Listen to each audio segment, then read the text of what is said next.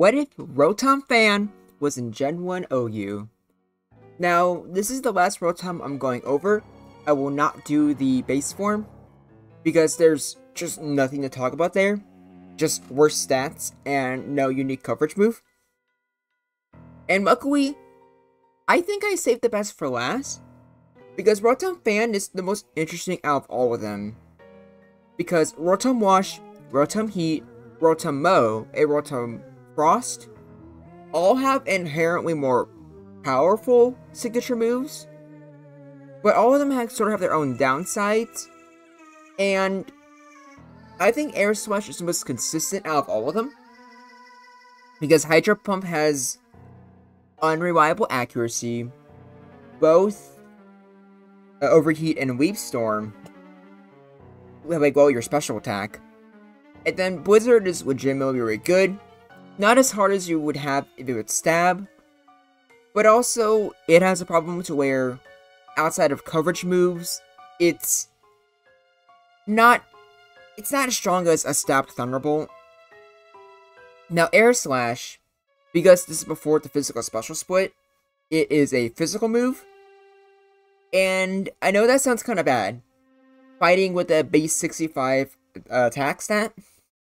But for those of you who watch my series Generation Jumble, which is basically regular Gen 1 OU, but we add Pokemon based off my videos, right now in Season 2, Gengar currently has access to Poison Jab.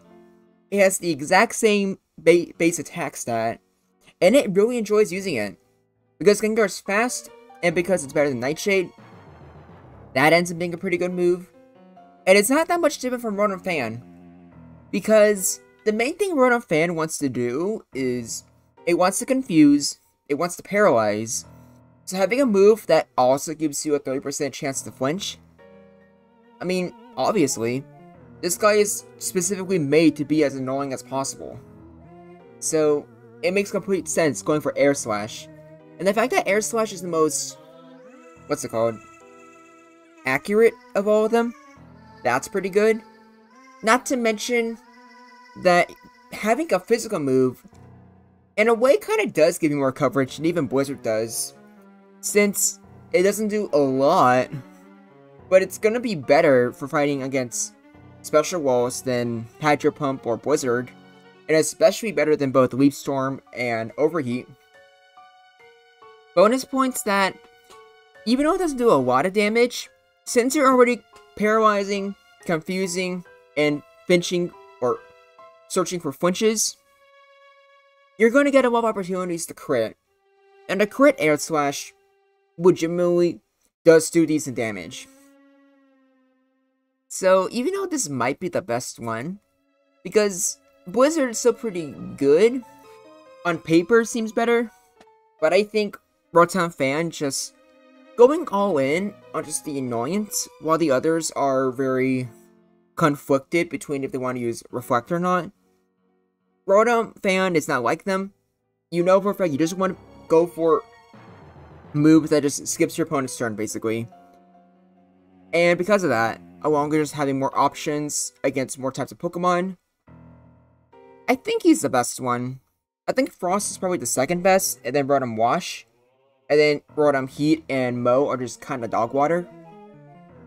But it's also kind of weird, because unlike Wash, Frost, or even Mow, this guy does absolutely atrocious against Rhydon. But to be fair, he's still an electric type, so I don't think that's a big deal. Rhydon was switching into your Thunderbolts anyways, and at the very least, even if you can't really hurt Rhydon, Confuse Ray and Air Slash could be very annoying in a worst case scenario, but hopefully you don't have to get to that. Because luckily, if you want ROTOM-FAN to be your main win con, you probably have ways to force the Rhydon out.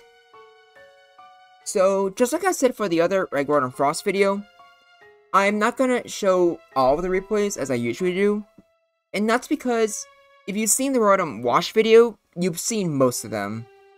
Granted, with Fan here, it's technically a little bit different, since it can hit stuff physically, so I made sure that I had an Alakazam replay. But outside of that, Gengar, Starmie, Jolteon, Slowbro, Zapdos. These matchups are almost all identical. And it'll be even worse, because for these replays in particular, you'll just be seeing Fan just confusing them, paralyzing them, fishing for flinches.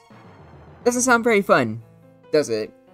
Not to mention, it's not even a good representation of how good ROTOM-FAN can face these things with 1v1, since obviously, you're using literal hacks. So that's not really a good way to determine if something's better or not. Well, that's about it. Let's get right into the replays, shall we? By the way, I'm trying to get to 1,000 subscribers by the end of April. It's currently April 21st, and I'm at 972 subscribers. I think I can make it there, but I'm really going to need your help, so thanks. Starting off with the boy himself, we got Tauros. Now, you've seen this plenty of times before. Paralyzing, confusing. But the only thing that's going to be different here is also going for Air Slash. So, just incredibly annoying. Like, just incredibly annoying. Rhydon absolutely hates it. And luckily, your Thunderbolt does legitimately hit really hard. So once you are in a damage range, Thunderbolt is going to do more than enough damage. There's nothing I can say there that I haven't said already. The same can also go for Snorlax. Since ROTOM-FAN doesn't use, what's it called? Reflect, Earthquake hits even more. Which is kind of funny since ROTOM-FAN is known for being the most ground immune Pokemon of all time. But keep in mind, its typing is just Ghost Electric. So, for Gen 1, there's no abilities, which means no Levitate. So, here, Snorlax can shake the ground very hard, and that can hit a sentient flying fan for some reason. Gen 1 is weird. What else the ROTOM-FAN was supposed to be there in the first place? Oh, I guess I should probably just talk about the matchup real quick. It's the same as Tauros, basically. Except your Earthquakes hit a little bit harder. And since you're so much bulkier, you can just find a lot more turns to actually hit Rotom. So it's still pretty bad. Now here's one that legitimately is kind of different. Now granted, Air Slash isn't amazing on Chansey. But that along with Paralysis and Confusion, you better believe that's annoying. And you better believe it gives you a legitimate shot at actually beating Chansey. But there's no doubt about it, you definitely need to get those crits. Without those crits, you're not going to do significant enough damage. And even then, you need crits as well as being able to like either get a paralysis, flinch, anything. Because even so there, Chansey was at 22%, and that was enough for a kill. Which gave Chansey the chance to go for soft boiled. So this is annoying. And there's nothing really stopping the Rotom from just keep doing what it's doing. Even in a worst case scenario, Chansey probably used a fair amount of its resources. Like even if we just look at it right now, it's already used not a lot, but definitely very annoying. And Chansey will most likely have to be going for soft boileds more than anything. Because of how paralysis works, it's a lot better to heal a little bit beforehand. Because you don't want to risk you being in a damage range, and that's when you get fully paralyzed. So pretty annoying. What about with Zam? Well, Zam is faster, so Zam can paralyze you first. And also, just any Pokemon that's faster than ROTOM-FAN, such as Tauros, or no, most of the ones I can confuse. So like, Alakazam, Zapdos, Jolteon, anything that's faster it can paralyze, that's automatically going to be much better against Rotom, since it makes Confusion what's oppressive, because you're always faster than it. And for Alakazam here, it can always heal. And in all honesty, it's not even like Air Slash does that much to begin with. Because how much was that? Just 21%? A crit would have been a pretty nasty 3-hit KO. But you're not going to get 2 crits in a row, most likely. Or you might, I don't know. Yeah, I'm still going to call this a pretty bad, maybe even unwinnable matchup. And for Executor, oh, this is so funny. It's only a 4-hit KO. I guess there kind of shows that ROTOM-FAN is not as strong as it might seem. But it's weird, because actually, it makes a lot more sense now. I was going to say for Generation Jumble, I could have sworn that Gengar does more damage. But like, duh. Poison Jab has more base power. So obviously that's more of a 3-hit KO. Kinda crazy though, how just 5 points can be a big difference when it comes to damage ranges. But what if we go over Sleep Claws? Well, if we go over Sleep Claws, then you can paralyze the Executor. You probably don't risk that beforehand, because you just really don't want to risk not getting any damage in.